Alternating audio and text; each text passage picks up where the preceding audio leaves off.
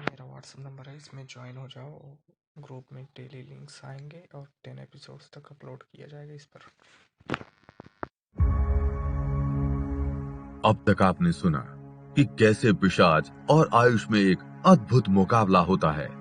18 साल का आयुष उस पिशाचों के सरदार को भयंकर शिकस्त देता है। उस पिशाच के चंगुल से वो दिव्या को छुड़ाकर और उसके शरीर से पिशाच को मुक्त कराने के लिए अपने घर ले आता है। अब आगे सुनिए। दिव्या को अपने साथ अपने घर लाने के बाद आयुष उसके शरीर को जमीन पर लेटा देता है और अपने काम में लग जाता है। काम करते करते अचानक आयुष की नजर दिव्या के चेहरे पर जाती है और वो उसके चेहरे को गीले कपड़े से साफ करने लगता है। इस दौरान उसे बचपन की याद आती है कि उससे गांव के सारे लोग, बच्चे, बूढ़े, जवान सब कैसे नफरत करते थे। एक 5 साल का मासूम सा दिखने वाला लड़का आयुष गांव के बाहर थोड़ी दूरी पर खड़ा होकर मैदान में खेलते हुए बच्चों को देख रहा था। बच्चे आपस में मिलकर पकड़म पकड़ाई खेल रहे थे, एक दूसरे पर हंस रहे थे और एक दूसरे को पकड़ने की कोशिश कर रहे थे। उन्हें देखकर आयुष के मन में भी उनके साथ खेलने का ख्याल आया, लेकिन वो अपने कदम आगे नहीं बढ़ा पा रहा था।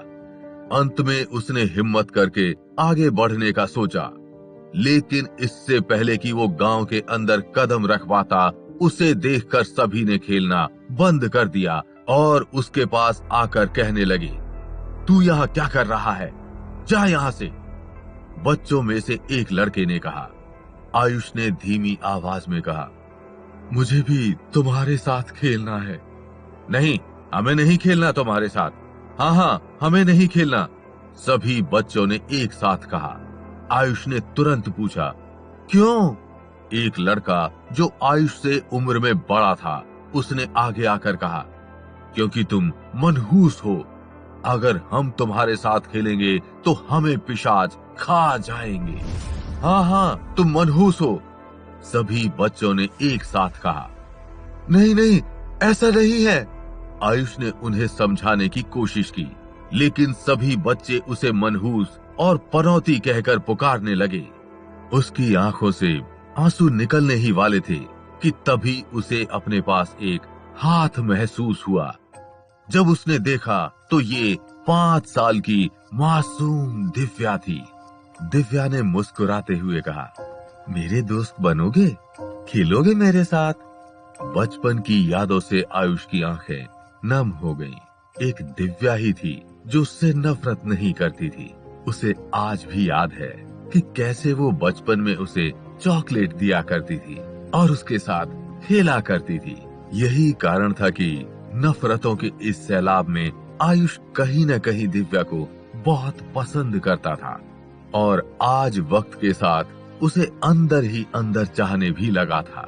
गांव और गांव वालों से सबसे दूर पहाड़ी में आकर रहने के बावजूद भी दिव्या और आयुष अक्सर मिलते रहते थे। हालांकि अभी भी दिव्या का शरीर पिशाच की कैद में था, लेकिन अब दिव्या खुद को भी थोड़ा थोड़ा महसूस करने लगी थी।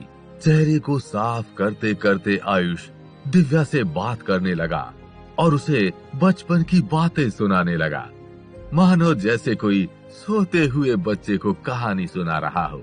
इस वक्त अगर कोई उन्हें देख भी ले तो पक्का वो उनके भावों और इस प्यार और ख्याल की मार्मिकता को जरूर महसूस करेगा।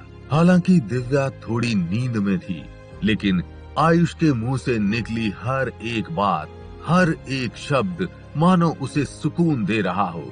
सबसे खफा रहने और हमेशा खामोश रहने वाला आयुष आज जो बातें कर रहा था, शायद वो दिव्या को भी जादुई एहसास करवा रही थी और यही जादुई सी खुशी का एहसास आयुष के चेहरे पर भी दिखाई दे रहा था। अचानक से किसी ने उसके घर का दरवाजा खटखटाया। दरवाजा खटखटाने की आवाज सुनकर आयुष तुरंत उठकर घर के मुख्य दरवाजे की तरफ बढ़ता है ताकि कोई दिव्या के शरीर को उसके यहाँ देख ना ले। दरवाजे की तरफ बढ़ते आयुष को थोड़ी रोने और कुछ दुखी स्वर में बात करने की आवाज आ रही थी और जब वो दरवाजे पर जाकर देखता है तो वहां गांव का एक व्यक्ति और उसकी पत्नी दोनों हाथ जोड़े हुए खड़े थे और अभी तक रो रहे थे। आयुष उस आदमी और उसकी पत्नी को रोता देखकर पूछता है, क्या हुआ काका? आप कुछ बोलेंगे? ऐसे क्यों रो रहे हो? आंखों में आंसू लिए वो व्यक्ति बोला, मैं हाथ जोड़ता हूँ, मेरे बच्चों को बचा लो। एक तुम ही हो जो हमारी मदद कर सकते हो, उन्हें वापस ला सकते हो, बचा लो उन्हें। दरअसल इनके दो बच्चे मिनी और मन्नू 3 साल से भी कम उम्र के थे। उन दोनों को कोई पिशाच लेकर चला गया है और उन्हें बचाने के लिए ही वो आयुष के पास आए हैं। तभी आयुष की नजर एक और शख्स पर पड़ती है। ये बुजुर्ग व्यक्ति उन बच्चों के दादाजी हैं। आयुष इससे पहले कुछ समझता कि बुजुर्ग दादाजी आंखों में आंसू लिए गिड़गिड़ाते हुए कहने लगे, ये मेरे बुरे कर्म ही है, जो इन बुरे कर्मों का फल मेरे पोते पोतियों को भुगतना पड़ रहा है। जब तू 15 दिन का मासूम था तो तुझे मनहूस समझकर मैंने तुझे मारने की कोशिश की थी, और अब मेरा नसीब देखो कि तुमसे मदद की भीख मांग रहा हूँ। मुझे माफ कर दो। तुम चाहे तो मुझे सजा दे दो, पर मेरे पोते पोतियों को ढूंढ लाओ। उस दिव्या की पिशाच की कैद से उन्हें बचा लो। आयुष उन्हें शांत रहने को कहता है और बोलता है कि आप हिम्मत रखिए, मैं पूरी कोशिश करूंगा और उन्हें ले आऊंगा। मैं आता हूं आपके घर और जांच करूंगा। हो सकता है ये शायद कोई और ही नया पिशाच है। आयुष उन्हें ऐसा कहकर उनके घर आने को कहता है।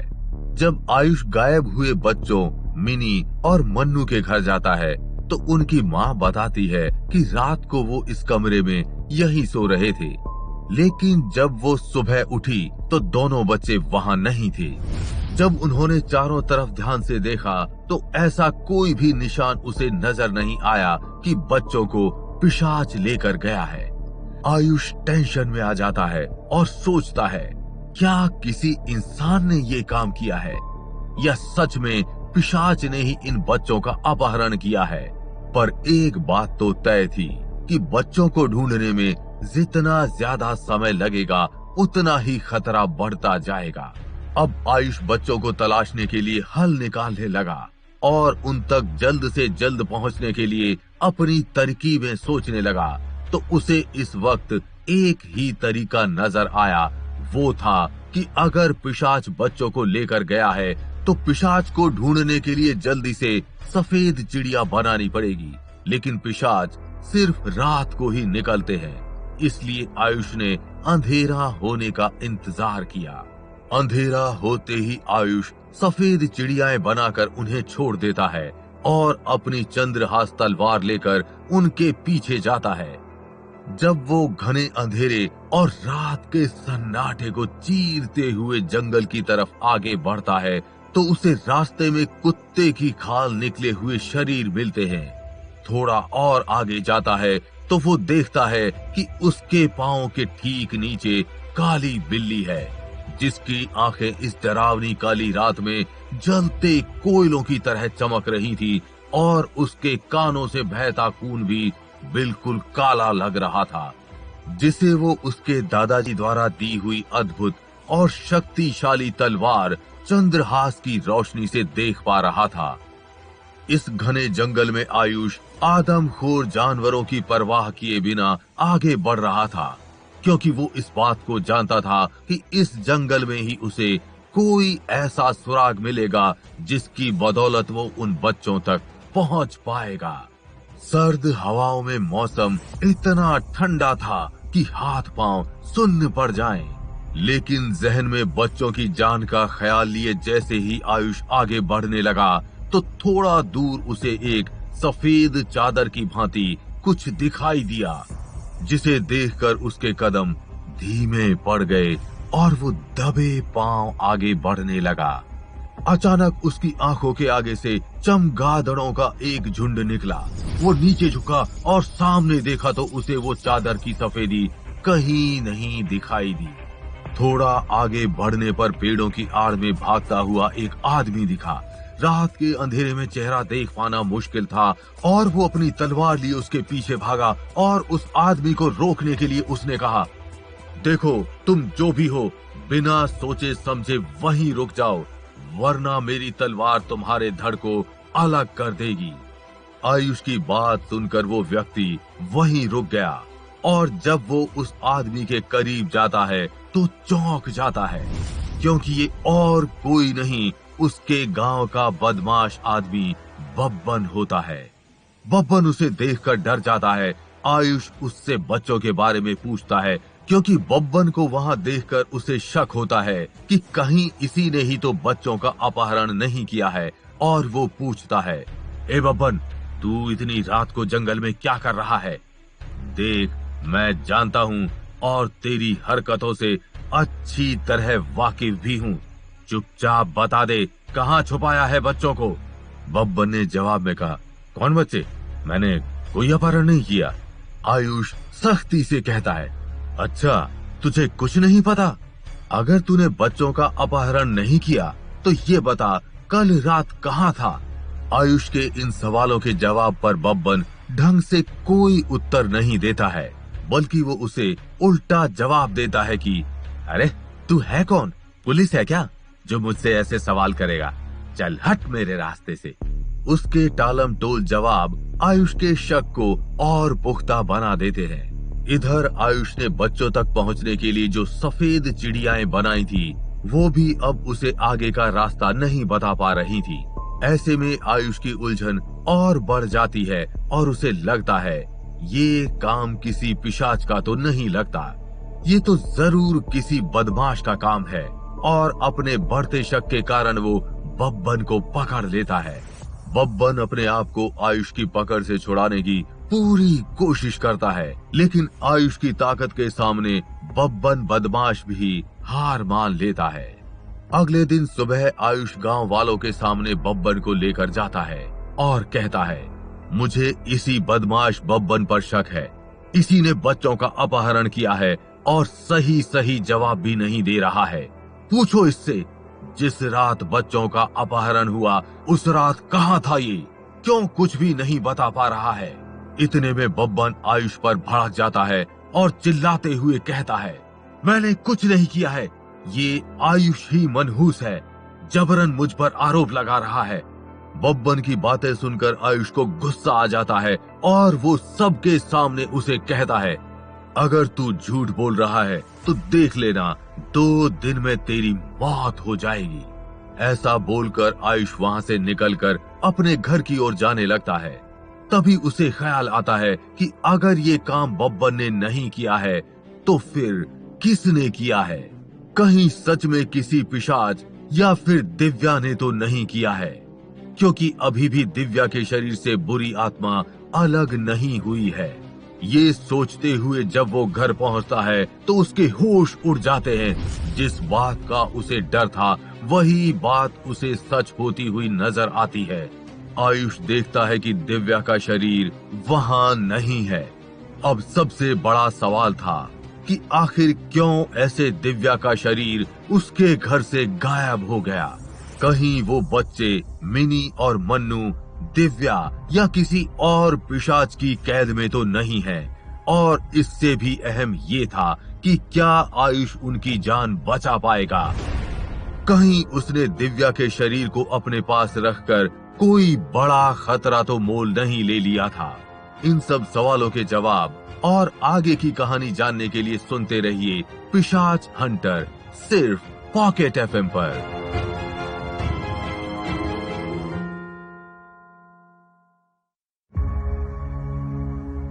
अब तक आपने सुना कि कैसे गांव के 2 बच्चों मिनी और मन्नू का अपहरण हो जाता है। आयुष का शक बदमाश बब्बन पर जाता है, लेकिन इसी दौरान जब वो अपने घर वापस लौटता है तो वहां उसे दिव्या का शरीर नहीं मिलता, जो उसकी परेशानी को बढ़ाने के साथ साथ उसके शक को दिव्या के प्रति और गहरा कर देता है। अब सुनिए आगे। आयुष हड़बड़ाया हुआ घर के हर कोने में देखता है और सोचता है कि क्या हुआ होगा। कहीं कोई निशान नहीं है, घर में भी हर चीज व्यवस्थित है, फिर आखिर दिव्या क्यों ऐसे अचानक गायब हो गई? आयुष ने दिव्या के शरीर को अपने काबू में कर रखा था। क्या दिव्या के शरीर के अंदर मौजूद बुरी आत्मा फिर से शक्तिशाली हो गई है? अपने दिमाग में इन सवालों के लिए आयुष उसे घर में हर तरफ ढूंढता है। फिर अचानक वो घर के पीछे की तरफ भागता है और पीछे के रास्ते में भी उसे ऐसा कुछ दिखाई नहीं देता। गौर से नीचे की ओर देखने पर उसे सिर्फ 2 पैरों के निशान दिखते हैं। उन कदमों के निशान देखकर आयुष सोचता है, इसका मतलब दिव्या यहाँ तक तो आई है। वो सोचने लगता है, अगर वो पिशाच है तो भला पिशाच चलकर क्यों जाएगा, वो तो उड़ भी सकता है। ऐसे सोचते हुए और मन ही मन खुद पर गुस्सा करते हुए आयुष घर के पीछे के रास्ते से जंगल की ओर बढ़ जाता है। जंगल की कटीली झाड़ियों को चीरते हुए वो आगे बढ़ता है और खुद से सवाल करता है, क्यों मैं दिव्या के शरीर को घर पर लाया? यही मेरी सबसे बड़ी भूल थी, जो एक पिशाच को घर पर रखा। उसे तभी मार देना चाहिए था। हो ना हो ये पक्का है कि दिव्या ने ही गांव के उन दोनों बच्चों मिनी और मन्नू का अपहरण किया है। इसी सोच के साथ आगे बढ़ते हुए आयुष के कदम अचानक रुक गए।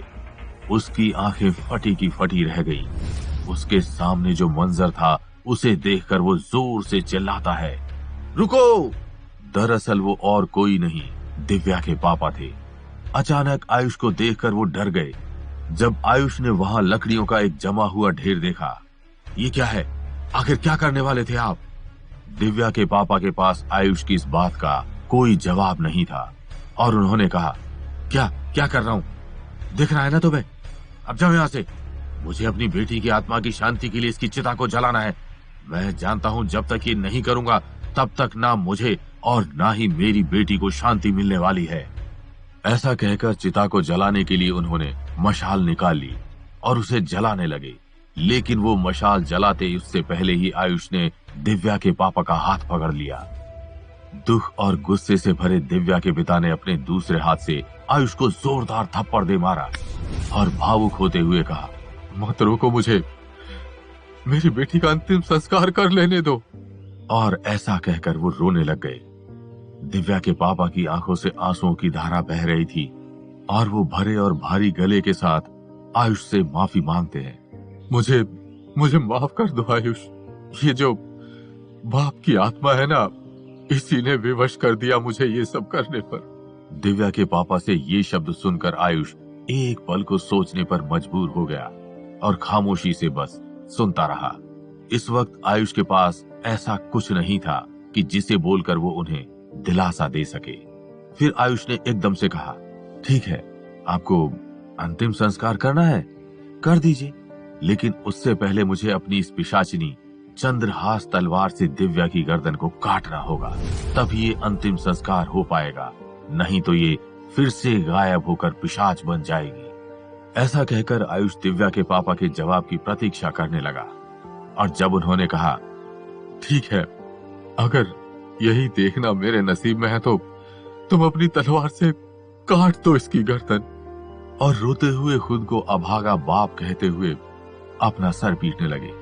इस वक्त आयुष के सामने एक दुविधा की स्थिति बन गई थी। हालांकि आयुष को भी इस बात का बेहद दुख था, लेकिन उसकी मजबूरी और उसका कर्तव्य उसे ये सब करने को बोल रहा था। भारी मन के साथ आयुष अपनी तलवार चंद्रहास को म्यान से बाहर निकालते हुए आगे बढ़ता है। जब वो अर्थी पर लेटी दिव्या की गर्दन काटने के लिए उसके करीब जाता है तो वो अचानक रुक जाता है। आयुष उस चेहरे को एक बार जी भर के देखना चाहता है। उसके चेहरे को देखते हुए वो उसके साथ बिताए वक्त को याद करता है, लेकिन हालात के आगे मजबूर आयुष अब और ज्यादा देर रुके बिना दिव्या की आत्मा की शांति के लिए अपनी तलवार उसकी गर्दन पर चला देना चाहता था। लेकिन तभी आयुष देखता है कि दिव्या की बंद आंखों से आंसुओं की बूंदें मोती की तरह चमक रही थी। दिव्या की आंखों में आंसू देखकर आयुष तलवार छोड़ देता है। दिव्या के पिता ये देखकर हैरानी से पूछते हैं, क्या हुआ आयुष, तुम्हारी तलवार गिर कैसे गई? मैं जानता हूँ ये आसान नहीं है, मेरे और तुम्हारे हाथ शायद इतने मजबूत नहीं हैं, इनमें वो ताकत नहीं है कि हम ये काम कर सके। आयुष कुछ नहीं बोला और चुपचाप अर्थी पर लेटी दिव्या को देखता रहा। दिव्या की आंखों से गिरते ये आंसू देखकर आयुष की भी पलकें भीग गई थी। आयुष के दिल में दिव्या के प्रति ये दुख देखकर दिव्या के पिता ने उसके कंधे पर हाथ रखते हुए कहा, तुम्हें दिव्या और उसके बदनसीब दुखी पिता के लिए थोड़ी हिम्मत जुटानी होगी, तभी मेरी बच्ची की आत्मा को शांति मिलेगी। दिव्या के पापा की ये सब बातें सुनकर आखिरकार आयुष ने कहा, नहीं, मैं नहीं मार सकता दिव्या को। उसकी ये बात सुनकर दिव्या के पिता चौंक जाते हैं और कहने लगते हैं कि अभी तो तुमने ही कहा था आयुष की जब तक गर्दन तलवार से नहीं काटेंगे तब तक वो पिशाच नहीं मरेगा और अंतिम संस्कार करने से कुछ नहीं होगा, और अब तुम ही रुक रहे हो। तब आयुष बोलता है, दिव्या की आंखें देखिए, इन आंखों से आंसू निकल रहे हैं, और जिन आंखों में आंसू हो वो कभी गलत और बुरा कैसे हो सकता है? अगर ये आंसू हैं तो इसका मतलब है कि ये अच्छाई के आंसू हैं। बुरी आत्मा या बुरे लोग कब रोते हैं? इनमें जज्बात है, अथाह दुख है, इसलिए मैं इसे नहीं मारूंगा। ऐसा कहकर आयुष चुप हो जाता है। दिव्या के पापा पूछते हैं, तो फिर अब क्या करोगे तुम? आयुष जवाब देता है, कुछ नहीं, पहले इसके अंदर जो बुरी आत्मा है उसे बाहर निकालने दो। ये जो हम करने जा रहे थे ये बुरी मौत है और इसे पिशाच की मौत नहीं मरना। ऐसा कहते हुए आयुष अर्थी पर लेटी दिव्या को उठाने के लिए आगे बढ़ता है और उसे उठाते हुए दिव्या के पापा से कहता है, मैं दिव्या के शरीर को वापस अपने साथ लेकर जा रहा हूं।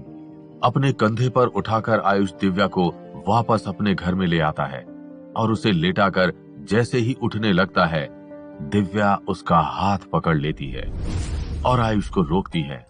ऐसा देखकर आयुष एकदम हैरान रह जाता है, क्योंकि अभी तक ऐसा नहीं हुआ था कि दिव्या ने उसे इस तरह रोका हो। आयुष वहां बैठ जाता है और दिव्या के हाथ पर अपना हाथ रखकर उसके हाथ को प्यार से सहलाता है और कहता है, दिव्या। दिव्या हामी भरती है। ये देखकर आयुष थोड़ा खुश होता है कि दिव्या अभी खुद को महसूस कर रही है और उसने इस बात का अंदाजा पहले ही लगा लिया था कि वो उससे कुछ बात करना चाहती है। इसलिए आयुष ने उसे थोड़ा सहज महसूस करवाते हुए उसके सिर पर हाथ रखा और कहा, बोलो दिव्या। मैं जानता हूं तुम कुछ कहना चाहती हो। आयुष की बात सुनकर दिव्या ने कहा, हाँ आयुष, मैं तुम्हें ये बोलना चाहती थी कि तुम बहुत अच्छे हो। पता नहीं क्यों लोग तुम्हें वो सब कहकर बुलाते थे जो उन्हें नहीं बोलना चाहिए। क्यों लोगों को किसी के अंदर की अच्छाई नहीं दिखती? क्यों अक्सर लोग हमें उन चीजों के लिए कसूरवार मान लेते हैं जो हमारे हाथ में होती ही नहीं?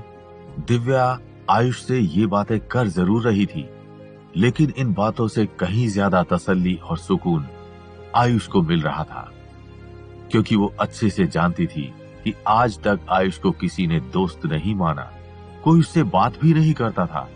शायद वो उससे इसलिए भी बात कर रही थी कि उसे पता था उसके अंदर के खालीपन के बारे में। दिव्या जानती थी कि आयुष कितना रहमदिल और नेक इंसान है, इसलिए वो उससे पूछती है कि आयुष, लोग तुम्हारे साथ इतना बुरा बर्ताव करते हैं, फिर भी कैसे तुम उन्हें करारा जवाब क्यों नहीं देते? ईंट का जवाब पत्थर से दिया करो, तभी मानेंगे लोग। इतना कहते हुए दिव्या आयुष के जवाब का इंतजार करने लगी और कहा, बताओ क्यों नहीं उन्हें चुप करवाते? आयुष ने कहा, मेरे दादाजी मुझे हमेशा कहा करते थे, लोग तुझे कदम कदम पर ताने मारेंगे, तुझे गालियां देंगे, लेकिन तू अपने गुस्से को कभी उन पर मत उतारना और कभी इस कारण किसी गांव वाले की मदद करने से पीछे मत हटना। शायद मेरे अंदर की सारी अच्छाइयां उन्हीं की वजह से है। बहुत देर तक आयुष और दिव्या एक दूसरे से बात करते रहे। इस दौरान उन्होंने आज बचपन के उन पलों को फिर से जी लिया था। उधर गांव से गायब हुए 3 साल से कम उम्र के 2 छोटे बच्चे मिनी और मन्नू मिल जाते हैं, जिनकी खबर लेकर गांव का सरपंच घबराया हुआ आयुष के पास आता है। उस वक्त वो अपने घर के बाहर ही लकड़ियां इकट्ठी कर रहा है, क्योंकि चूल्हा जलाकर खाना बनाना था उसे। पिछले 2 दिन से इसी भाग दौड़ के चलते उसने कुछ नहीं खाया था। सरपंच आयुष से कहता है, आयुष जल्दी चलो, वो दोनों छोटे बच्चे मिनी और मन्नू, क्या हुआ उन्हें? और आप इतना घबराए हुए क्यों हो? आप 1 मिनट आराम कीजिए और तसल्ली से बताइए। सरपंच कहता है, वो दोनों बच्चे मिल गए, चलो। लेकिन ये बात आयुष को कुछ समझ नहीं आई कि जब दोनों बच्चे मिल गए हैं तो सरपंच जी इतने घबराए हुए क्यों हैं? आखिर क्या हुआ था उन दोनों मासूम बच्चों के साथ, और क्या आयुष दिव्या के शरीर को बुरी आत्मा से मुक्ति दिला पाएगा? खुद आयुष की जिंदगी के बचे 25 हफ्तों में से 1 हफ्ता तो खत्म भी हो गया था। क्या बचे इन 24 हफ्तों में आयुष पंच तत्व की शक्तियां हासिल कर पाएगा? इन सब सवालों के जवाब और आगे की कहानी जानने के लिए डाउनलोड कीजिए पॉकेट FM और सुनिए ऑडियो बुक खौफ की दस्तक, पिशाच हंटर, फॉरबिडन स्प्रिंग।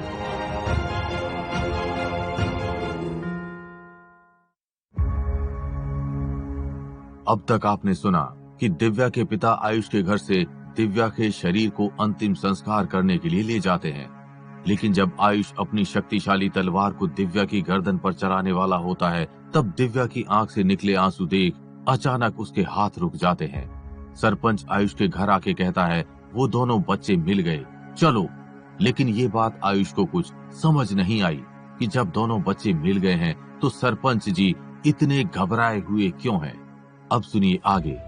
जब आयुष गांव के अंदर उन 2 छोटे बच्चे जिनका अपहरण हुआ था उनके घर की गली में पहुंचता है तो देखता है कि घर के बाहर एक लंबी भीड़ जमा है। उसे कुछ समझ नहीं आता। वो भीड़ में लोगों को अलग करते हुए जैसे तैसे घर तक पहुंचता है और अंदर जाता है तो वहां का परिदृश्य देखकर उसके पांवों तले जमीन खिसक जाती है। वो देखता है कि 2 छोटे छोटे मासूम बच्चे जो अभी ठीक से बोलने भी नहीं लगे थे, कैसे उन दोनों कोमल से बच्चों का शरीर एक बांस के लोथड़े की तरह पड़ा था। ये देखकर वो नीचे से ऊपर तक कांप जाता है। उन मासूम बच्चों का खाल निकला हुआ शरीर देखकर कोई भी डर के मारे कांप उठे। इतना विभत्स माहौल देखकर खुद आयुष भी पूरा हिल गया था। वो ये भी नहीं सोच पाया था कि ये कैसे हो सकता है और किसने किया होगा। तभी गांव का एक बुजुर्ग बद्री प्रसाद अपनी लाठी का सहारा लेते हुए आगे बढ़ा। आयुष को देखकर जोर जोर से कहने लगा, इस मनहूस पनौती के कदम जब से वापस गांव में पड़े हैं तब से गांव में कुछ ना कुछ अशुभ ही हो रहा है। लोगों की मौतें हो रही हैं और मुश्किलों के थमने का सिलसिला ही खत्म नहीं हो रहा। वो बुजुर्ग बड़बड़ाते रहा। हालांकि आयुष के लिए ये कोई नया किस्सा नहीं था। आज मातम के इस माहौल में लोगों ने बुजुर्ग की बातों पे ध्यान नहीं दिया। किसी ने भी उस बुजुर्ग का साथ नहीं दिया था। लेकिन जब भी उसे कोई मनहूस और पनौती बोलता था तो उसे बिल्कुल अच्छा नहीं लगता था। ये सब देखकर आयुष तुरंत वहां से अपने घर के लिए निकल जाता है और चलते चलते मन ही मन सोचता है, किसने किया होगा ये सब? क्या कोई नया पिशाच है या फिर ये बब्बन का काम है? गांव के उस बुजुर्ग की कही हुई बातों और मासूम से बच्चों की निर्मम हत्या का दुख लेकर वो अब अपने घर के अंदर आ जाता है, जहां दिव्या का बेजान हो चुका शरीर मौजूद था, जो सिर्फ बात कर सकता था। आयुष दिव्या के पास जाकर बैठ गया और दिव्या से बात करते हुए अपने दिल के दर्द को बयां करने लगा कि दिव्या, ये गांव वाले कितने बेरहम हैं। बिना सोचे समझे हर बार मुझ पर आरोप लगा देते हैं। पहले भी गांव में जो हुआ उसका कारण मुझे ही मानते हैं, जबकि मेरे दादाजी कहते थे कि मेरी वजह से कुछ नहीं हुआ था। आयुष दिव्या के शरीर से बात कर ही रहा था कि अचानक उसे अपने दरवाजे पर पत्थर लगने की आवाज आती है। आयुष तुरंत चौकन्ना होकर दरवाजे की तरफ जाता है और जानने की कोशिश करता है कि दरवाजे पर कौन पत्थर मार रहा है। वो दरवाजा खोलकर देखता है तो सामने गांव वालों का एक समूह है, जिनमें मिनी और मन्नू उन दोनों मासूम बच्चों के माँ बाप और गांव का वो बुजुर्ग भी है। अपने घर के बाहर गांव वाले लोगों की भीड़ को देखकर आयुष को समझ आ गया कि सभी लोगों को उसके प्रति भयंकर गुस्सा है। उनके चेहरे के भावों से साफ झलक रहा था कि इस वक्त आयुष के प्रति उनके दिल और दिमाग में कितनी नफरत भरी थी। बच्चों की मौत और इन सारे हालातों का उसे जिम्मेदार मानते हुए वो लोग सारा गुस्सा आज आयुष पर उतार देना चाहते थे। मृत मिनी और मन्नू के माता पिता बिलखते हुए अपने बच्चों की मौत का कारण आयुष को मानने लगे थे और वो सब आयुष को मार देना चाहते थे। तभी भीड़ में से एक व्यक्ति ने कहा, आयुष, तुम पनौती हो ये हम सब जानते हैं। हम ये भी जानते हैं कि जरूर तुमने ही बच्चों को मारा है। अब सीधे सीधे बताओ, क्यों किया तुमने ऐसा? बच्चों की मां रोते हुए आयुष से पूछती है, अरे मेरे 3 साल के मासूमों ने क्या ही बिगाड़ा था जो तुमने निर्दयता से उनको मार दिया। तभी पीछे खड़ा एक लड़का जोर से चिल्लाते हुए कहता है, मारो इसे, अगर अब भी इसे यूं ही छोड़ दिया तो और न जाने कितनों की जान ले लेगा। ऐसा कहते हुए उसने पत्थर फेंका जो सीधा आयुष के माथे को छूते हुए निकला। हालांकि इस पत्थर से आयुष को कोई खास चोट तो नहीं आई, लेकिन उस पत्थर की नोक हल्के से उसको छूते हुए निकलने से खरोंच उसके माथे पर लग गई थी। आयुष उन्हें समझाने की कोशिश करने लगा कि मैंने नहीं मारा बच्चों को, मेरा यकीन करो। तभी गांव से आए हुए इन लोगों में से एक हष्ट-पुष्ट और लंबी कद काठी का एक जवान आदमी निकलकर आयुष के सामने आ गया और उसने सीधा मुक्के से आयुष के मुंह पर वार किया। आयुष ने बिना हाथ उठाए सिर्फ अपना बचाव किया और उस आदमी का ये पंच खाली गया। तभी एकदम से हाथ में कोई नुकीली चीज लिए मिनी और मनु की मां ने आयुष के हाथ पर प्रहार कर दिया। इस बार आयुष को चोट लगी और उसके हाथ से खून भी बहने लगा था, लेकिन बिना खून की परवाह किए आयुष गुस्से से बोलने लगा, मैं भी चाहूं तो तुम सब पर हाथ उठा सकता हूं और सबको मार सकता हूं। आपको जो भी समझना है समझो, लेकिन ये बात जान लो, मैं मरूंगा तो नहीं, क्योंकि मेरे इस जीवन के लिए मुझे दुनिया में लाने के लिए मेरी माँ खुद मर गई। मुझे बचाने के लिए मेरे पापा ने अपनी जान दे दी और मेरे दादाजी मुझे बड़ा करने के लिए सालों गांव से दूर जंगल में रहे। बहुत त्याग किया है उन्होंने और मेरे माँ बाप की कुर्बानी ऐसे तो जाया नहीं जाने दूंगा। आयुष की ये बातें सुनकर गांव वाले रुक गए। जिन आंखों में अब तक एक गुस्सा उफान लिए था, वहीं अब उनमें डर साफ साफ दिखाई दे रहा था। आयुष ने कहा कि बच्चों को मैंने नहीं मारा, लेकिन ये जिसने भी किया है उस हत्यारे को पकड़कर जरूर मारूंगा और मुझे इस बात का पूरा यकीन है, ये करतूत हमारे ही गांव के बदमाश बब्बन की है। आयुष ने सबसे वादा करते हुए उन्हें भरोसा दिला दिया था, इसलिए अब गांव वाले भी वहां से चले गए थे। लेकिन अभी बात खत्म नहीं, शुरू हुई थी और ये मसला ज्यादा पेचीदा हो गया था। दरअसल अब जो होने वाला था वो आयुष के लिए नई मुसीबतें और चुनौतियां खड़ी करने वाला था। ठीक अगले ही दिन गांव में एक ऐसी खबर फैली जिसे सुनकर सबसे ज्यादा झटका आयुष को लगा। खबर ये थी कि बदमाश बब्बन मर गया है और उसकी लाश सड़क के बीचों बीच पड़ी मिली थी। आयुष जब लाश के पास आया तो बहुत टेंशन में आ गया कि अब वो गांव वालों के सामने कैसे अपने आप को बेकसूर साबित करेगा कि आयुष ने बच्चों का खून नहीं किया है। आयुष को बच्चों के जिस हत्यारे पर शक था वो बब्बन ही था। इधर बब्बन की लाश देखकर गांव वाले खुसर फुसर करने लगे कि जिसने बच्चों को बेरहमी से मारा उसी ने देखो बब्बन को भी मार दिया। हो न हो ये आयुष ही असली पिशाच है। गांव वालों का ये भ्रम पुख्ता होने ही वाला था।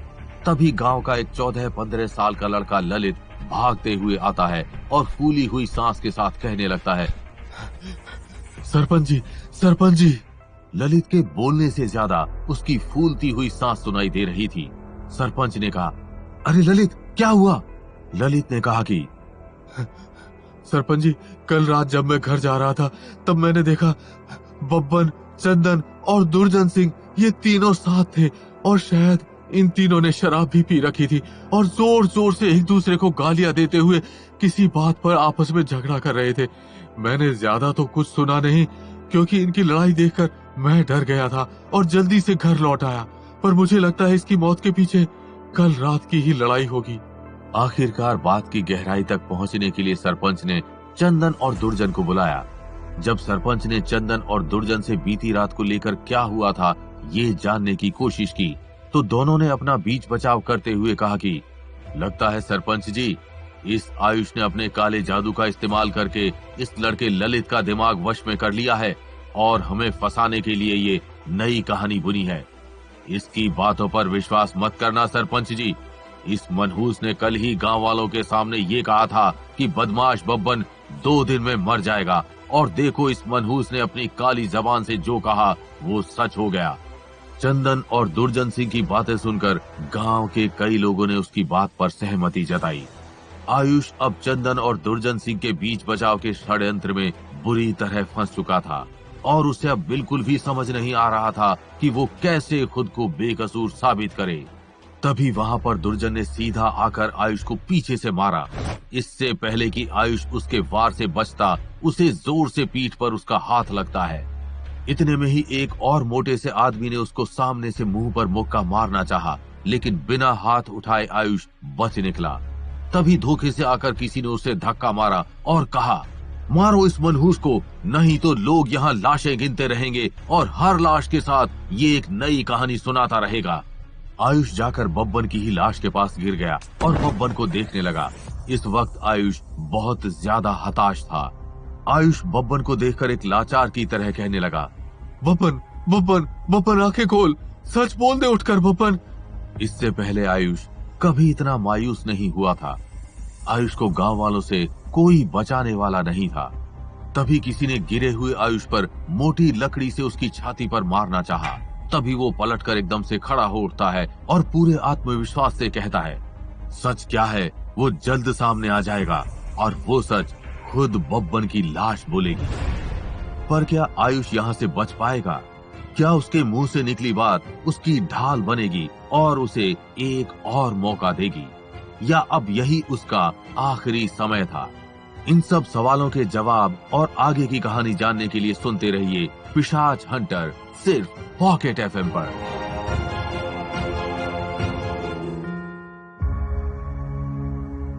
अब तक आपने सुना मिनी और मन्नू की हत्या के लिए गांव वाले आयुष पर शक करते हैं और आयुष को बब्बन पर शक है, लेकिन अब बब्बन की भी हत्या हो गई। आयुष ने कहा बब्बन की लाश ही सच बोलेगी। अब आगे। आयुष की बात सुनकर पूरे गांव में सन्नाटा छा गया। सबके मन में एक ही ख्याल था कि बब्बन खुद उठकर बोलेगा। ऐसा कैसे हो सकता है? मरा हुआ इंसान कैसे बोल सकता है?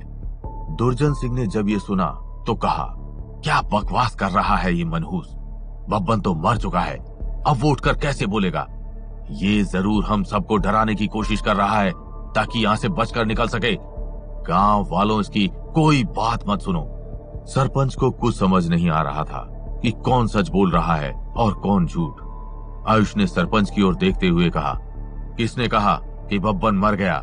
आयुष की बात सुनते ही सभी गांव वालों के चेहरे पर आश्चर्य के भाव थे और उनके बीच में चंदन और दुर्जन सिंह के चेहरे पर आश्चर्य के साथ थोड़ा डर भी था।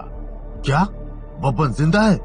जैसे ही ये बात किसी के मुंह से निकली, सभी बब्बन की लाश की ओर देखने लगे। किसी को कुछ भी समझ नहीं आ रहा था कि तभी आयुष बब्बन के पास गया और उसके सीने पर जोर से लात मारी।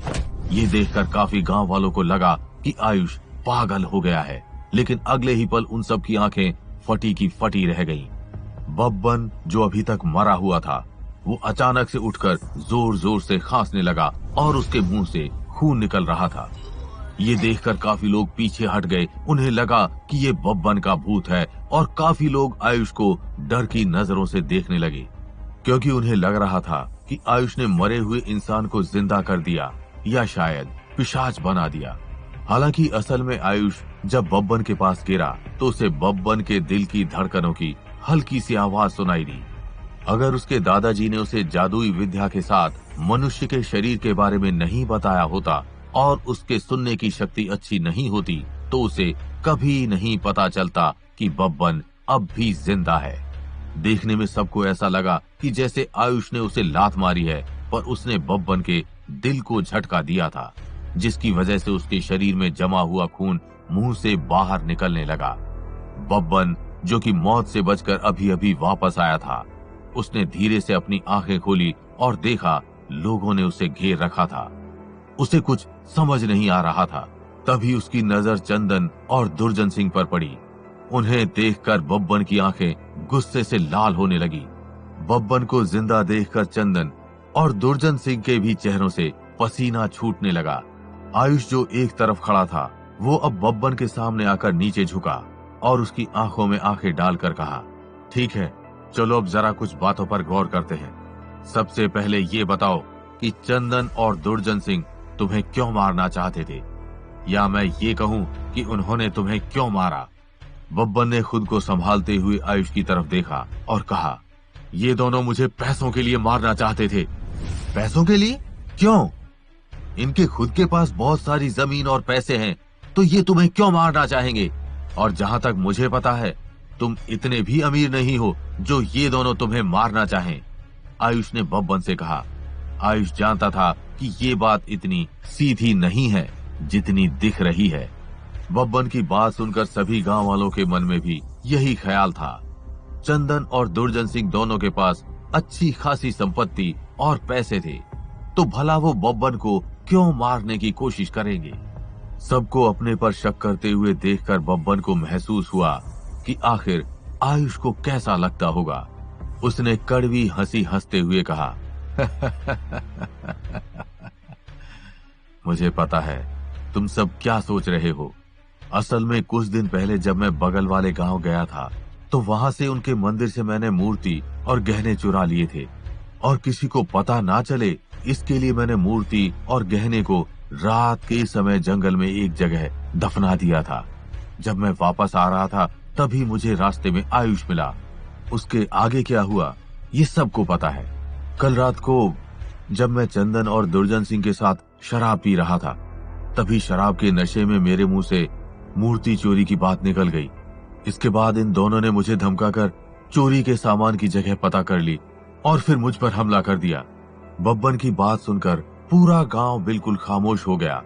कल उन सबने बब्बन का साथ दिया था और आज सुबह आयुष को इतनी खरी खोटी सुनाई और उस पर हमला भी किया, जबकि शुरू से ही आयुष की कोई गलती नहीं थी।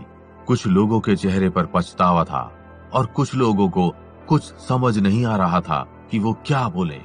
चंदन और दुर्जन सिंह बब्बन की बात सुनकर काफी घबराए हुए थे। सच सबके सामने आ गया था, लेकिन इसके बावजूद उन्होंने नकारते हुए कहा, क्या बकवास है ये सब। ये बब्बन भी झूठ बोल रहा है। हमारे पास पैसों की कमी थोड़ी ना है जो हम चोरी के सामान के ऊपर नजर डालेंगे। हाँ, ये बब्बन बकवास कर रहा है। मुझे तो लगता है इसका दिमाग घूम गया है, चंदन ने कहा। ये सुनकर सभी गांव वाले उन दोनों की तरफ देखने लगे। आयुष ने सरपंच की ओर देखकर कुछ इशारा किया। आयुष का इशारा समझकर सरपंच ने कहा, देखो, घबराने की कोई जरूरत नहीं है। अभी पता चल जाएगा कि कौन सच बोल रहा है और कौन झूठ। अगर बब्बन सच कह रहा है तो वो मूर्ति जरूर चंदन और दुर्जन सिंह के पास होगी, इसलिए हमें उनके घर की तलाशी लेनी होगी। हमारे घर की तलाशी? चंदन और दुर्जन सिंह दोनों ने साथ में कहा। उन्हें देखकर सरपंच ने कहा, हाँ, घर की तलाशी, लेकिन तुम्हें चिंता करने की जरूरत नहीं है। अगर तुमने कुछ नहीं किया होगा तो कुछ भी नहीं मिलेगा। इतना कहने के बाद सरपंच और गांव के सभी लोग चंदन और दुर्जन के घर की तरफ निकल गए। आगे सरपंच चल रहे थे और उनके पीछे गांव के बाकी लोग। सरपंच से थोड़ी दूरी पर चंदन और दुर्जन भी चल रहे थे, लेकिन वे भीड़ से थोड़े से अलग थे। वो एक दूसरे से इशारों में कुछ कह रहे थे, लेकिन वो इस बात से अनजान थे कि उनके पीछे थोड़ी दूरी पर कोई उनकी सभी हरकतों पर नजर रख रहा था। गांव वालों ने जब चंदन और दुर्जन सिंह के घर की तलाशी ली तो उन्हें चुराई हुई मूर्ति और गहने मिले। जैसे ही उन्हें चोरी का सामान मिला, वैसे ही चंदन और दुर्जन सिंह वहां से भागने लगे, लेकिन तभी किसी ने पीछे से उन दोनों का कॉलर पकड़ लिया और कहा, इतनी भी क्या जल्दी है यहाँ से जाने की। उन दोनों ने पीछे मुड़कर देखा तो उनके पीछे आयुष खड़ा था। आयुष ने उन्हें रस्सी से बांध दिया और फिर पुलिस का इंतजार करने लगा। सरपंच और आयुष ने बब्बन, चंदन और दुर्जन सिंह को पुलिस के हवाले कर दिया और चोरी की हुई मूर्ति और गहनों को भी पुलिस को दे दिया। पुलिस के जाने के बाद सभी गांव वाले फिर से इकट्ठा हुए, लेकिन इस बार सभी के चेहरे पर पछतावा था और वो सभी आयुष की आंखों में देखने से घबरा रहे थे। सरपंच भी आयुष से माफी मांगना चाहता था, लेकिन उनके मुंह से एक शब्द तक नहीं निकल रहा था। अजीब सा माहौल हो रखा था कि तभी मिनी और मन्नू के माता पिता आगे बढ़कर आयुष के सामने आए और कहा, बेटा, हमें माफ कर देना, हमने तुम पर शक किया और हाथ भी उठाया। इस पर आयुष ने तुरंत ही उन दोनों का हाथ पकड़कर कहा, नहीं, कोई बात नहीं, मैं भी आप लोगों का दर्द समझ सकता हूँ। अपनों को खोने का दर्द इंसान को अंदर से तोड़ देता है। एक एक करके गांव के दूसरे लोगों ने भी आगे आकर आयुष से माफी मांगी। हालांकि आयुष ने किसी और को कोई जवाब नहीं दिया, केवल हाँ में सिर हिला दिया, क्योंकि आयुष को ये समझ ही नहीं आ रहा था कि गांव वालों की इस भीड़ में कौन उनका दोस्त है और कौन दुश्मन। आयुष तो कभी लोगों के बीच रहा भी नहीं था, इसलिए लोगों को परखने की उसकी समझ कम थी। अंत में सरपंच ने आयुष से माफी मांगने के लिए उसे गांव में ही खाना खाने के लिए कहा। पहले तो आयुष ने मना किया, लेकिन बाद में वो सबके साथ खाना खाने के लिए बैठ गया। आयुष, जो हमेशा खुद खाना बनाकर खाता था, ये पहली बार था कि वो दादाजी के अलावा किसी और के हाथ का बना हुआ खाना खा रहा था। वो शिकायत तो नहीं करना चाहता था, लेकिन उसके दादाजी के हाथ का बना हुआ खाना इतना भी अच्छा नहीं था, और आज वो पहली बार इतना स्वादिष्ट खाना खा रहा था। वो अकेला नहीं था, बल्कि उसके साथ कई सारे लोग बैठे हुए थे। ये देखकर उसके दिल में एक अजीब सी भावना उठ रही थी। उसे अंदर से अच्छा महसूस हो रहा था। आयुष ने मन ही मन सोचा, शायद इसी को परिवार कहते हैं। तभी आयुष को अपनी पीठ पर किसी की नजरें महसूस हुई। उसने अपने पीछे मुड़कर देखा तो उसे कुछ नजर नहीं आया, तो आगे मुड़कर फिर से खाना खाने लगा। वहीं आयुष की नजर जहां पहले गई थी, वहां पर अंधेरे में कोई खड़ा था। रोशनी ना होने की वजह से उसका चेहरा साफ नहीं दिखाई दे रहा था, लेकिन आयुष को देखते ही उसके मुंह से केवल एक ही बात निकली, ये फिर से बच गया। मुझे जल्द से जल्द इसका कुछ करना होगा। रात हो चुकी थी और आयुष खाना खाने के बाद अपने घर की ओर जा रहा था। पहाड़ी के रास्ते पर चलते हुए आयुष मन ही मन सोच रहा था कि ये जो कुछ भी हुआ है वो इत्तेफाक नहीं था। जरूर कोई ना कोई गांव में है जो कि पर्दे के पीछे खेल खेल रहा है।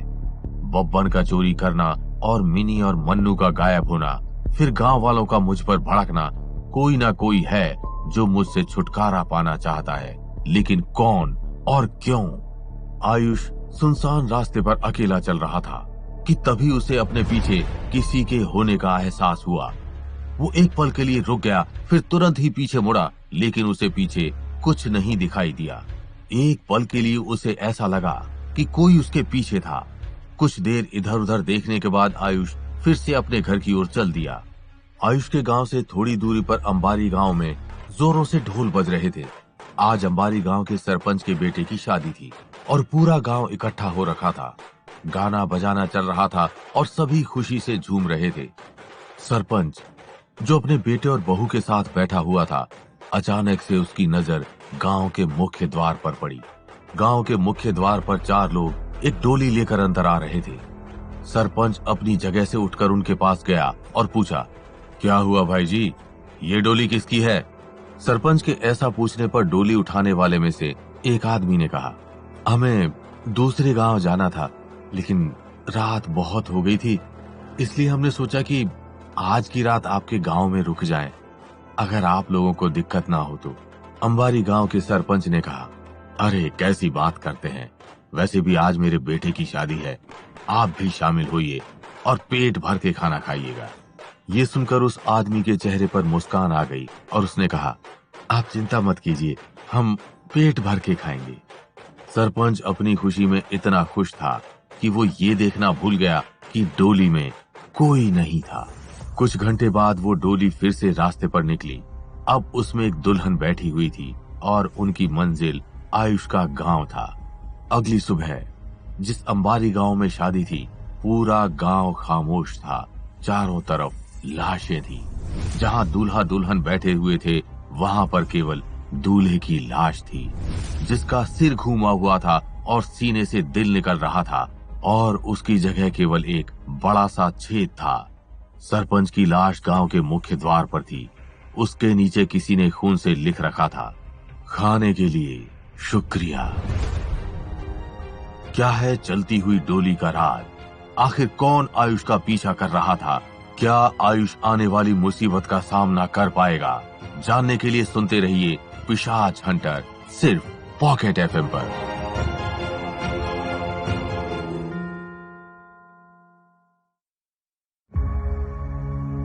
अब तक आपने सुना बब्बन के सच बोल देने के बाद गांव वालों ने आयुष से माफी मांगी, साथ में खाना खिलाया। आयुष के लिए ये सब एक नया अनुभव था।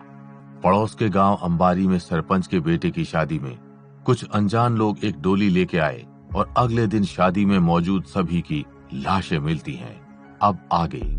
आयुष ने हमेशा की तरह घर आते ही सबसे पहले दिव्या को देखा और मन ही मन राहत की सांस ली। उसे हमेशा यही डर बना रहता था कि दिव्या कहीं उसे छोड़कर फिर से ना चली जाए। आयुष आज खाना खाकर आया था, इसलिए उसे खाना बनाने की जरूरत तो नहीं थी। अपने गंदे कपड़े बदलकर आयुष दिव्या के पास जाकर बैठ गया और उसे आज जो कुछ भी हुआ सब कुछ बताने लगा, जैसे एक प्रेमी या पति अपनी प्रेमिका या पत्नी को अपने दिल की सारी बात बताता है। आयुष ने कहा, दिव्या, पहले तो उन लोगों ने मेरी काफी बेइज्जती की, पर जब बब्बन ने सच बोला तो फिर उन सब के चेहरे देखने लायक थे। मुझे एक बात समझ नहीं आती कि मैंने उनका ऐसा क्या बिगाड़ा है जो वो सब मेरे साथ ऐसा बर्ताव करते हैं। सच में अगर दादाजी ने लोगों की मदद करने के लिए नहीं कहा होता तो अभी तक तो मैं चलो छोड़ो। लेकिन दिव्या, मुझे इस बात पर अभी भी यकीन नहीं हो रहा कि चंदन और दुर्जन सिंह ने पैसों के लिए बब्बन को मारने की कोशिश की। ऐसा तो था नहीं कि उनके पास पैसों की कोई कमी हो। दिव्या आयुष की बातें बड़े गौर से सुन रही थी, शरीर से बेजान लेटी हुई थी, अपने होठों को धीमे धीमे हिलाते हुए बुदबुदाई, लालच इंसान से गलत काम करवाता है। आयुष, जो उसकी आवाज सुनने को तड़प गया था, वो ये सुनकर बहुत खुश हुआ, लेकिन फिर उसे आज का किस्सा याद आ गया। पिशाच तो इंसानों का शिकार खाने के लिए करते हैं, पर इंसानों का शिकार पैसे और अपनी इच्छाओं को पूरा करने के लिए करता है।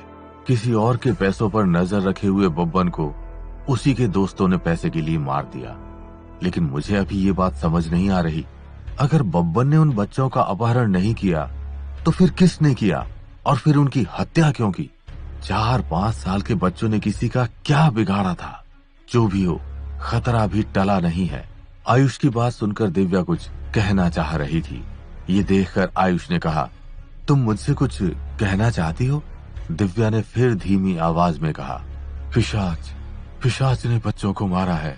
दिव्या की बात सुनकर आयुष गहरी सोच में पड़ गया। तभी दिव्या ने फिर से कहा, आयुष, तुम मुझे मार दो। अभी अभी गांव वालों को तुम पर थोड़ा सा विश्वास हुआ है।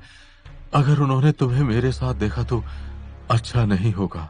ये सुनकर आयुष ने कहा, तुम चिंता मत करो, ऐसा कुछ नहीं होगा, मैं सब संभाल लूंगा। इतना कहकर आयुष दिव्या के जवाब का इंतजार कर रहा था, लेकिन दिव्या ने कुछ नहीं कहा। शायद उसके शरीर में और ताकत नहीं बची थी।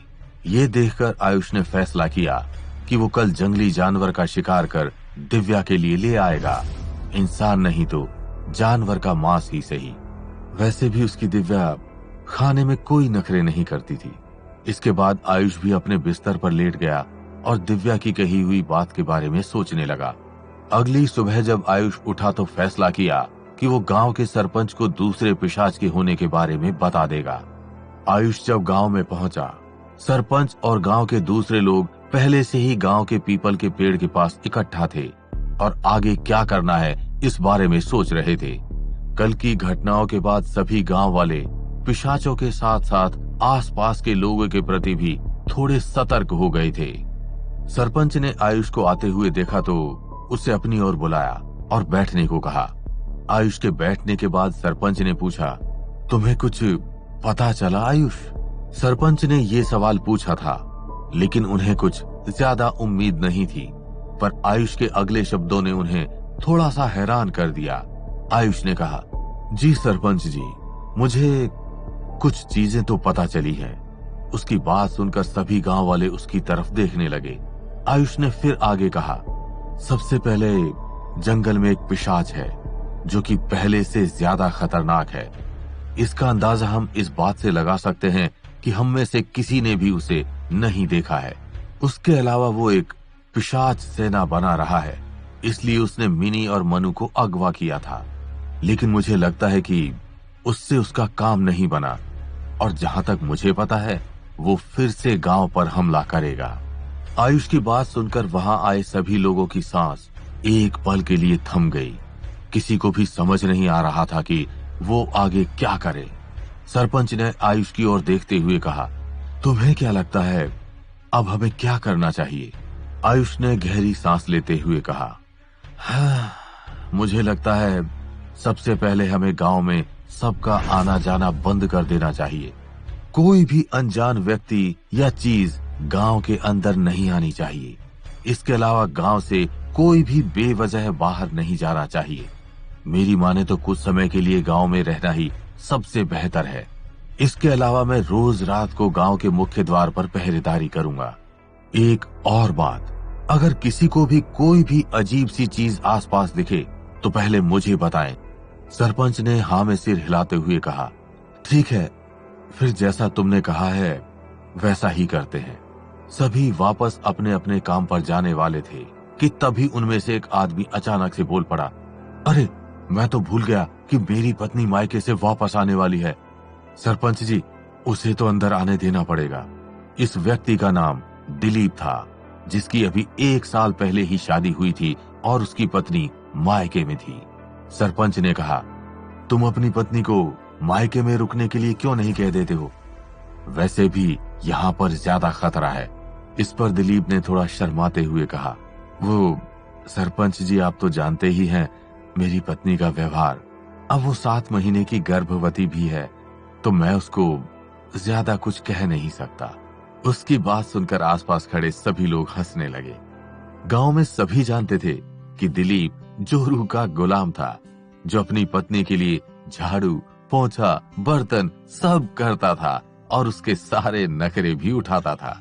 सभी लोग उसका मजाक उड़ाने लगे और उसे जोरू का गुलाम कहकर बुलाने लगे। आयुष, जिसे जोरू के गुलाम का मतलब नहीं पता था, वो सबको देख रहा था। उसे कुछ समझ नहीं आया, लेकिन अगले ही पल उसका ध्यान एक जरूरी बात पर पड़ा कि दिलीप की पत्नी 7 महीने की गर्भवती थी और पिशाच के लिए इससे बेहतर शिकार और कोई नहीं था। इस पर आयुष ने दिलीप से कहा, तुम उसके मायके वालों से तो बात कर सकते हो, उन्हें कह दो कि अभी तुम्हारी पत्नी का वहीं रुकना बेहतर होगा। ये सुनकर दिलीप ने जबरदस्ती मुस्कुराते हुए कहा, असल में वो अपने मायके वालों से लड़कर आ रही है, तो फिर ऐसे में उसका वहां वापस जाना तो। ये सुनकर आयुष भी खामोश हो गया। आयुष दोपहर में अपने घर आ गया। पिछले कुछ दिनों से आयुष को वापस घर आना काफी अच्छा लगता था, क्योंकि घर पर दिव्या उसका इंतजार करती थी। आयुष दिव्या के लिए गांव से मुर्गा भी लेकर आया था, जिसे खाने के बाद दिव्या में फिर से थोड़ी बात करने की ताकत आई। खाना खाने के बाद आयुष ने दिव्या को सुबह की बैठक के बारे में बताया और पूछा, वैसे दिव्या, ये जोरू के गुलाम का मतलब क्या होता है? आयुष को सच में जोरू के गुलाम का मतलब नहीं पता था, क्योंकि वो हमेशा ही अपने दादाजी के साथ रहा था, जिसके चलते वो इन चीजों से अनजान था। उसकी बात सुनकर दिव्या हंसने लगी। दिव्या ने हंसते हुए कहा, जोरू का गुलाम का मतलब जो पति अपनी पत्नी की सेवा करता हो। आयुष को अभी भी मतलब समझ में नहीं आया, तो उसने पूछा, लेकिन इसमें हंसने वाली बात क्या है? इस पर दिव्या ने उसे जोरू के गुलाम का पूरा मतलब समझाया। मतलब जानने के बाद आयुष भी हंसने लगा। अपनी हंसी रोकने के बाद आयुष ने कहा, तो फिर एक तरह से तो मैं भी जोरू का गुलाम ही हूँ। आयुष की बात पर दिव्या फिर से हंसने लगी। जल्द ही रात हो गई। सभी गांव वाले अपने अपने घरों में जा चुके थे। गांव के मुख्य द्वार पर आयुष पहरा देने लगा था। गांव पहाड़ों के बीच में था और उसके चारों तरफ जंगल था। इसी वजह से गांव के चारों तरफ एक दीवार बनाई हुई थी। कोई भी जंगली जानवर उस दीवार को पार करके गांव के अंदर नहीं आ सकता था। इसके अलावा गांव के अंदर बाहर जाने के लिए एक ही मुख्य द्वार था, जिस पर आज आयुष पहरा दे रहा था। आधी रात के समय आयुष को आसपास के जंगलों से जानवरों की आवाज सुनाई देने लगी। उसने अपने कंधे पर तलवार बांध रखी थी। आयुष मुख्य दरवाजे के बीच में खड़ा था। कभी वो पीछे मुड़कर गांव के अंदर नजर करता, तो कभी आगे मुड़कर गांव तक आने वाली पगडंडी पर ध्यान रखता। थोड़ी देर बाद आयुष को पगडंडी से कोई आता हुआ दिखा। जब आयुष ने गौर किया तो 4 लोग एक डोली को उठाकर आ रहे थे। डोली फूलों से सज रखी थी। थोड़ी देर बाद डोली आयुष के गांव के मुख्य द्वार पर आकर रुकी।